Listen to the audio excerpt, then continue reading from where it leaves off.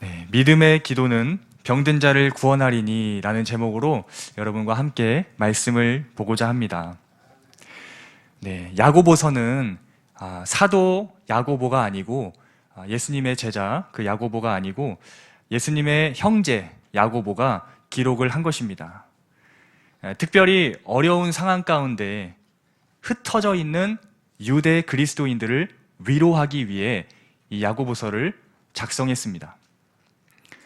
당시의 상황이 어땠길래 야고보는 그리스도인들을 위로하려고 했던 것이었을까요? 때는 약 60년 초반 정도, 초중반 정도 생각이 되는데 먼저 배경을 조금 말씀드리고자 합니다. 당시로부터 한 세기 전에 이 로마가 유대 영토를 망쳐놓아서 많은 유대 농부의 토지가 없어졌다고 합니다. 또한 설상가상 이 헤롯이라는 왕의 과도한 세금으로 인해서 많은 소농이 파산했을 것이라고 봅니다. 그러니까 로마의 압제로부터 굉장히 척박한 생활을 했을 것이라는 점을 알 수가 있는 것입니다. 이러한 분위기 속에서 한 세기가 흘러가는 중에 또한 44년부터 66년은 로마의 지방 총독들에 의해 유대가 다스려졌는데 그 사도행전 24장 27절에 보면은 벨릭스를 이어서 이 베스도의 통치를 받았다는 것을 알 수가 있습니다. 심지어 54년부터 68년은 이 네로 황제까지 등장해서 핍박이 가중되는 상황이었구나라는 것을 보게 됩니다. 이러한 분위기 속에서 5장을 서두를 보게 되면 부자들이 나오는데 여기서 부자가 누구인지는 정확하게는 알 수는 없지만 노동자들의 임금을 착취하며 부당한 대우를 한다는 것을 볼 때 당대의 권력을 잡고 있던 로마 사람들이지 않을까, 어쨌든 그 권력 세력이지 않을까, 그렇게 한번 생각을 해보게 됩니다. 이 로마의 압제로부터 부정과 부패가 가득하며 또 가난할 수밖에 없는 이런 당대의 분위기였다라는 것입니다. 이렇게 척박하고 또 부당한 대우를 받게 되는 어려운 상황을 살아가는 유대 그리스도인들에게 야고보는 권면의 말씀을 하고 있다라는 것입니다. 여러 가지 권면의 내용을 하고 있는데요. 결론부터 말하면 인내하라, 그것이 핵심입니다. 이 척박하고 어려운 상황에서도 인내할 수 있는 그 이유가 무엇이었겠습니까? 우리가 오늘 읽진 않았지만 주님이 재림하시기 때문인 줄 믿습니다. 주님이 재림하시기 때문에 우리가 그날을 사모하면서 현재를 믿음으로 기도하며 이겨낼 수 있다라는 것입니다. 야고보는 주님께서 재림하시기 때문에 이 현재의 고난을 인내할 수 있다라는 것을 신뢰로 욥을 이야기하기도 합니다. 주님의 재림을 소망하고 기도하며 인내하라는 것이 야고보가 말하는 전반적인 권면의 분위기다라는 것을 볼 수가 있습니다. 현재 겪고 있는 고난과 역경을 기도를 통해서 해소하며 나아가라라는 것입니다. 어려운 상황 속에서도 이 재림의 소망을 갖고 기도하며 인내하라라는 이 흐름 속에서 오늘 함께 또한 주목해보고 싶은 것은 특별히 질병으로 고생할 때에 관한 부분입니다. 오늘날도 돌아보면은 참 많은 사람들이 이 질병으로 인해 고통받고 있구나라는 것을 보게 됩니다. 과연 우리는 이 질병에 관한 문제에 관하여 어떠한 자세로 말씀 앞에 살아가야 될까? 오늘 말씀을 통해서 함께 살펴보며 은혜를 받기를 소망합니다. 먼저 14절에 보시면 너희 중에 병든 자가 있느냐? 그는 교회의 장로들을 청할 것이요 라고 말씀하고 있습니다. 여러분들 중에 현재 질병으로 아픔을 겪고 계신 분들이 있다면 교회의 장로님들을 청할 수 있기를 소망합니다. 네, 여기서 장로들이란 말 그대로 장로님만을 의미하는 것은 아니고요. 교회의 지도자들을 의미합니다. 오늘날로 말하면 또 담임 목사님을 비롯해서 우리 교역자분들과 장로님들을 의미하는 것인데, 병중에 계시는 분들은요, 자신의 질병을 이 분들에게 알리고 또한 위에서 기도를 부탁하라 라는 것입니다. 간혹 어떤 분들은 죄송한 마음에 자신의 질병을 알리지 않는 분들이 계시는 것 같습니다. 하지만 오늘 본문 말씀에서는 질병으로 고통당하는 자가 있다면 교회의 장로들을 청하라고 분명하게 말씀을 주시고 있습니다. 그러므로 혹시라도 죄송한 마음은 갖지 마시고 본문의 말씀을 의지하여서 부탁하실 수 있기를 소망합니다. 병든 자가 지도자들에게 이야기했을 때, 청했을 때 지도자들은 어떻게 하는 것입니까? 그 다음에 보면 그들은 주의 이름으로 기름을 바르며 그를 위하여 기도할지니라 이렇게 말씀합니다. 지도자들은 병자를 위해서, 환우를 위해서 주의 이름으로 기름을 바르며 그를 위하여 기도하는 것입니다. 우리가 기도한다는 것은 알겠는데 기름을 바른다는 것은 무엇인가? 이것을 오늘 좀 두 가지의 의미로 함께 좀 보려고 합니다. 이 기름을 바른다는 것이 어떤 의미인가? 첫 번째는 의학적 목적으로 이 기름을 사용했다, 그렇게 이야기합니다. 예로부터 이 기름이라는 것은요, 상처를 씻는 목적으로 사용됐다고 합니다. 그러니까 일반적인 방법으로도 그 병자가 낫기를 소원했다라는 것입니다. 신학적 용어로 소개를 드리면 이것을 이제 일반은총이다, 그렇게 말씀을 드릴 수 있을 것 같습니다. 일반은총이라는 것이 예수님을 믿는 사람이든 또 믿지 않는 사람이든 하나님께서 주시는 은혜를 이야기합니다. 예를 들어서 우리 살아가면서 햇빛이 됐다든지 공기가 됐다든지 예수님을 믿거나 믿지 않거나 하나님이 주시는 일반적인 은혜를 가리켜서 우리가 일반은총이다, 그렇게 이야기합니다. 본문에서 연관하여 예를 들어본다면 우리가 병원에 가서 치료를 받고 또 약을 먹는 것도요, 주님께서 베풀어 주신 일반 은총이라고 할 수 있다는 것입니다. 성경에서도 이러한 예들이 소개가 됩니다. 간단하게 두 가지만 말씀드리고자 하는데, 열왕기하 20장 7절에 보면요, 이사야가 이르되 무화과 반죽을 가져오라 하매 무리가 가져다가 그 상처에 놓으니 나으니라. 이사야는 히스기야 왕이 병들었을 때 이 무화과 반죽을 발라서 치유했다라는 것을 보게 됩니다. 그리고 디모데전서 5장 23절에는 이렇게 말씀을 주시는데, 이제부터는 물만 마시지 말고 네 위장과 자주 나는 병을 위하여는 포도주를 조금씩 쓰라. 바울은 위장이 좋지 않았던 디모데에게 포도주를 약으로 사용할 것을 이야기하고 있습니다. 이러한 예들을 통해서 우리가 알 수 있는 것이 무엇입니까? 하나님은 어떤 특별 은총만을 통해서, 그러니까 기적적인 어떤 것으로만 역사하시는 분이 아니고 일반적인 섭리를 통해서 역사하시는 하나님이라는 것을 볼 수가 있습니다. 간혹 어떤 분들은 이 일반 은총을 무시하고 어떤 특별한 은총을 기대하는 분들이 계시는데, 그것은 성경적이라고 말할 수가 없는 것이지요. 바라기는 질병 가운데 있을 때 하나님께서 일반 은총으로 주신 것들이 있다는 것을 우리가 기억하면서 서로를 위로하며 또 기도해 줄 수 있기를 간절히 소망합니다.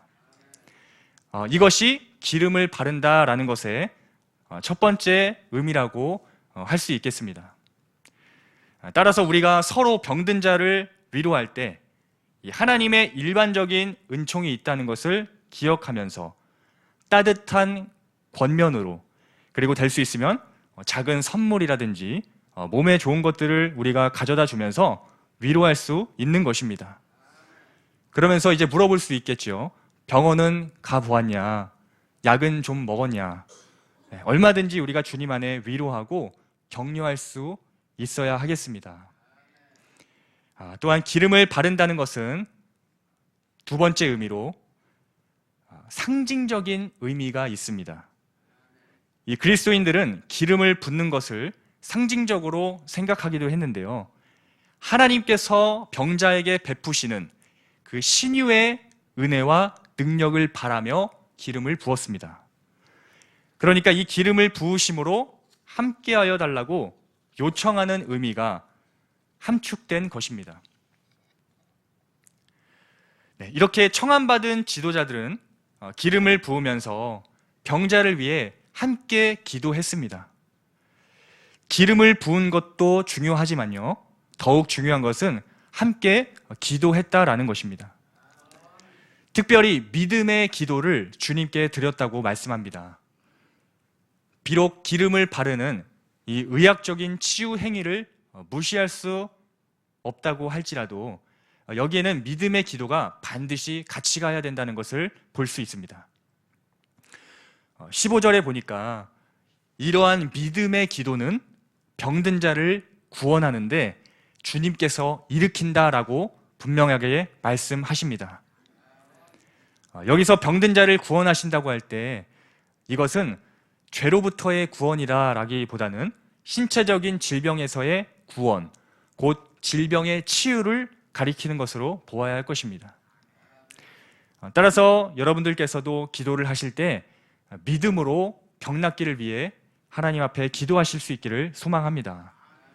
주님을 제한하지 마시고 믿음으로 일반 은총으로든 또한 특별 은총으로든 병을 낫게 하실 수 있다는 것을 바라보면서 우리 서로 믿음으로 기도하며 간구하기를 소망합니다. 계속해서 보시면은 혹시 이 질병의 원인이라는 것이 죄 때문일 수도 있다라는 것을 말씀합니다. 모든 질병의 원인이 죄에 있는 것은 아니라고 할지라도 일부는 죄가 질병의 원인일 수도 있음을 말씀하고 있는 것입니다. 죄에 대한 징계의 수단으로 이 병을 주실 수도 있다라는 것이죠. 제가 정말 쉽게 예를 들어보면 에베소서 5장 18절에 이런 말씀이 있습니다. 술 취하지 말라. 이는 방탕한 것이니 오직 성령으로 충만함을 받으라. 여기서 이제 술 취하지 말라라는 것은 술 먹는 것 자체가 죄다 뭐 이렇게 말씀하고 있는 것은 아닌데, 이 술 취한다라는 것은 만약에 마시는 것 자체가 그렇죠.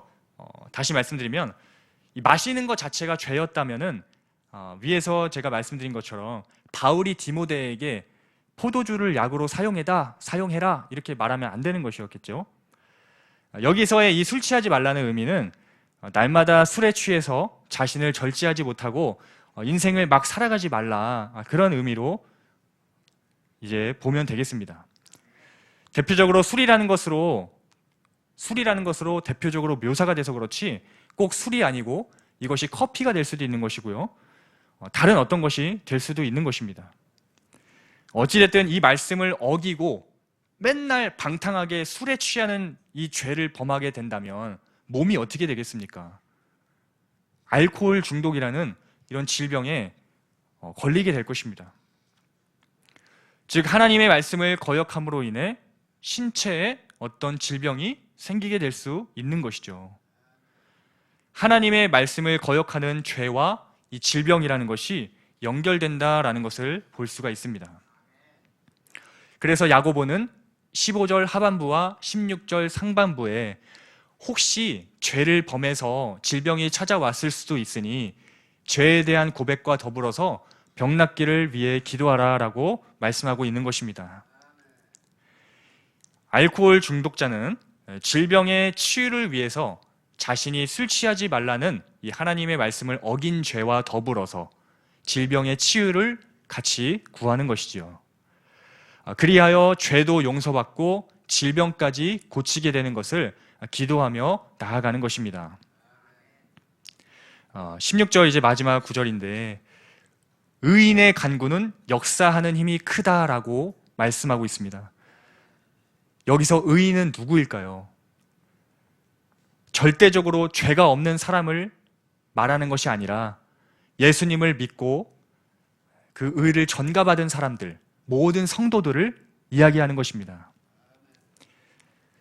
병든 자를 위해 교회가 함께 기도하며 나아갈 때 하나님의 역사하심이 크게 나타날 수 있다라는 것을 말씀하고 있는 것입니다. 바라기는 우리 주안교회도 하나님의 일반 은총이 되었든지 아니면 특별 은총이 되었든지 병든 자를 위해 함께 기도하며 나아갈 때 주님의 크신 역사를 경험할 수 있는 그런 교회가 되기를 간절히 소망합니다. 제가 짧지만은 아시는 분들도 아시겠지만 그 나겸일 목사님이라고 계십니다. 저는 어렸을 때 주안장로교회 인천에 있는데요. 여기 이제 할아버지 할머니와 함께 또 저희 부모님과 함께 친척들과 함께 이 주안장로교회를 다녔습니다. 근데 거기에 이제 나겸일 목사님께서 당시에 이제 담임 목사님이셨는데 이 간암으로 이제 병원에선 더 이상 가망이 없다 그렇게 선고를 받으셨어요. 그런데 성도님들이, 그러니까 교회가 우리 목사님 이렇게 보낼 수 없다 하면서 정말 열심히 그 목사님의 병이 낫기를 모여서 굉장히 기도했다고 합니다. 거두절미하고 12번의 혈변을 넣으시면서 그 암이 다 빠져나갔다고 합니다. 유명한 사실 간증인데요. 이런 것들을 보면서 기도의 힘은, 믿음의 기도는 이렇게 역사하는 힘이 있구나라는 것을 그런 이야기들을 통해서 우리가 볼 수가 있는 것입니다. 사실 이런 사례들은 여러분들도 많이 알고 계실 텐데 중요한 것은 우리가 하나 되어서 이 믿음의 기도를 통해서 하나님께 간구하는 것이 필요하겠다 그렇게 생각이 듭니다. 말씀을 이제 조금 정리하고 결론을 좀 맺도록 하겠습니다. 야고보는 아무리 힘든 상황에 있을지라도 주님의 재림이 있다는 것을 소망하며 믿음의 기도로 인내할 것을 말씀하고 있습니다. 특별히 오늘 함께 본 것은 병든 자에 대한 부분이었는데 병든 자는 어떻게 해야 된다 했습니까? 장로들을 초청하라. 교회의 지도자들에게 자신의 연약함을 알리는 것이죠. 나를 위해 기도해 주십시오. 그러면 그러니까 장로들이라고 하기보단 교회의 지도자들은 그 병든 자에게 어떻게 해야 됩니까? 기름을 발라주면서, 그렇죠? 중요한 것이 기도로 함께 나아가는 것이다. 사실 교회 지도자들 뿐만이 아니라 의인들의 간구는 역사함이 크다 하시면서 모든 성도들을 함께 포괄하고 있습니다. 그러니까 교회는 병든 자를 위해서 함께 기도할 수 있어야 할 수 있어야 된다라는 것입니다. 병약한 자들은 교회의 도움을 요청하며 또한 교회는 이런 자들을 위해 위로하고 기도하는 것입니다. 이러한 모습이 병들어 지쳐있는 힘든 이 시대를 살아가는 우리에게 꼭 필요한 모습이 되어야 할 줄 믿습니다. 서로의 아픔을 우리가 돌아보며 또 기도로 함께 나아가는 것입니다. 그러면 주님께서 일반 은총이 되었든지 특별 은총이 되었든지 주님의 그 역사하심을 우리에게 베풀어 주시는 것입니다. 물론 병을 고쳐주시지 않을 때도 있습니다. 하지만 이때는 우리가 하나님의 어떤 특별한 섭리를 또 바라보아야 한다는 것을 성경에서 말씀하고 있는데 이 부분은 이제 다음에 우리가 나누게 될 수 있으면 그때 함께 나눠보길 원합니다. 오늘 말씀을 통해서 우리가 기억해야 할 것은 믿음으로 서로 함께 병 낫기를 기도하며 나아가야 된다라는 것입니다. 하나님께서 역사하시리라는 그 믿음을 갖고 간절히 서로를 위해 기도하며 사랑의 위문과 교제가 가득한 그런 따뜻한 우리 주안교회가 되기를 간절히 소망합니다. 여러분 특별히 이번 한 주를 살아가시면서 그리고 앞으로 살아가시면서 내 주변에, 특히 우리 교회 안에 편찮으신 분들이 누가 계시는가 우리가 눈여겨서 다시 한번 살펴보고 돌아봤으면 좋겠습니다. 따뜻한 위로의 말과 더불어 그분의 회복을 위해 기도로 주님 앞에 간구할 수 있는 우리 모두가 되길 간절히 소망합니다. 큰 질병이든 작은 질병이든 하나님께서 우리의 기도를 통해서 이렇게 역사하셨다, 함께 간증하며 주님께 영광을 돌리는 우리 중앙교회 모든 성도님들의 삶이 되기를 간절히 소망하며 축복합니다. 우리 찬송